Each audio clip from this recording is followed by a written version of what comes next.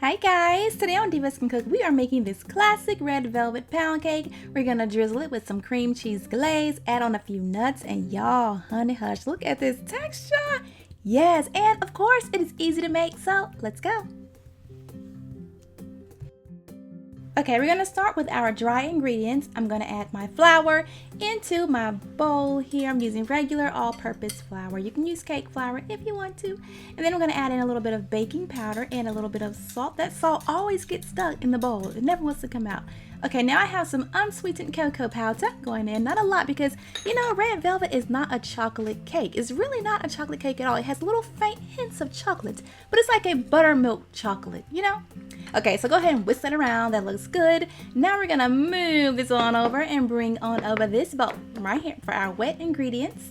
Okay, I have a whole lot of butter going into this bowl. That butter is nice and room temperature. Next, I'm gonna add in some sugar. Now I use equal parts sugar and equal parts flour, okay? That's how you make a pound cake. People are always like, oh my God, that's so much sugar. Yeah, it's a pound cake. It has to have that much sugar, okay? All right, so I'm gonna cream this together. Keep that mixer on low speed. If not, you're gonna have those little gluey streaks in your pound cake. But once you get it all creamed up, look, see, that's how it should look, just like that. That's beautifully creamed.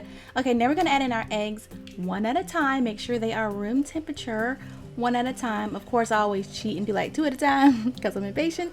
But once you get all of those eggs mixed in there, just like that, and I know I shouldn't be cracking those eggs over the bowl, y'all. I know you guys tell me all the time, but I'm a Taurus. I'm hard-headed, okay? Yeah.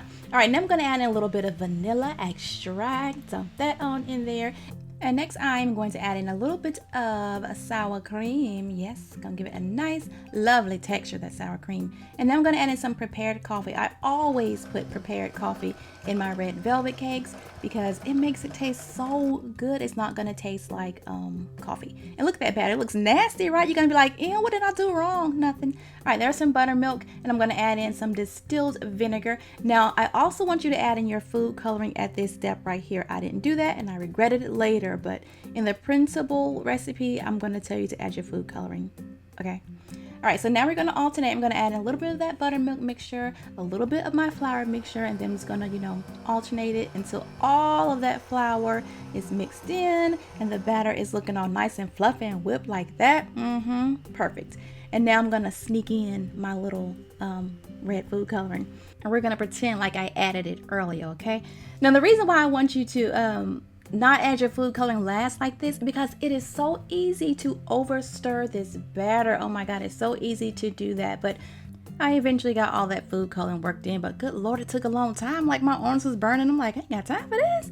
But that's how it should look, nice and bright. You can use a natural food coloring if you want to. I know y'all gonna ask me that, but I have never used a natural food coloring and got this color. If you have found a brand of natural food coloring that is red and will give you a true red, let me know. I would love to try it out. So now I'm just gonna dump that batter into my prepared pan. I like to kind of spoon it in there. That way it gets around nice and even and stuff.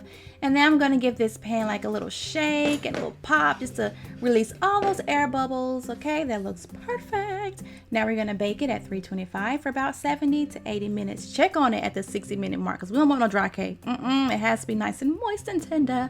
When it comes out, let it cool off, and then once it has cooled off completely, go ahead and very gently, ever so gently, say a prayer, repent, and then, you know, remove it from the pan. Now the bottom was really bulky. It was real bulky, so I went ahead and just trimmed it off just like that, and I can just look at that and tell how moist and tender it's gonna be.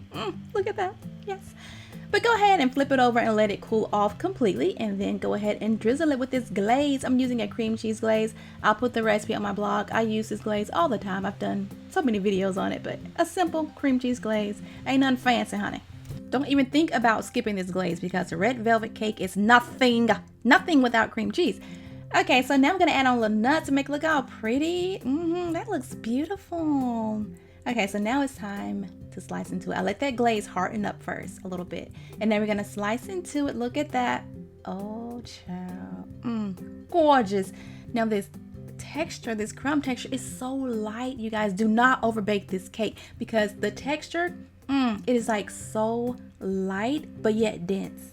it like melts in your mouth, and I just love it. I love everything about pound cake because this texture. I know I go crazy all the time with textures. I can't help it. But that's it, you guys. I hope you enjoyed this video. Don't forget to subscribe and check out my other videos later.